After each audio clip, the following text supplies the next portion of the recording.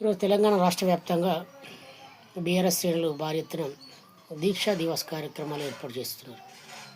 దీక్షా దివస్ అంటే ఏమిటి? 2009 నవంబర్ 29 తారీఖున కేసీఆర్ గారు ప్రత్యేక తెలంగాణ రాష్ట్ర సాధన కొరకు ఆమరణ నిరాహార దీక్షకు పూనుకున్నారు.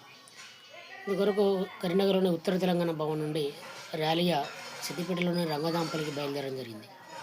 మధ్యలోనే మానేరు బ్రిడ్జి ఇంటి అలుగునూరు దగ్గర పోలీసులు ఆపి కమ్మని తరలించడం జరిగింది. అయినా కూడా నవంబర్ లేదంటే ఇదే రోజు దీక్షకు పూనుకోవడం జరిగింది. ఈ దీక్ష దాదాపు 11 రోజులు జరిగింది.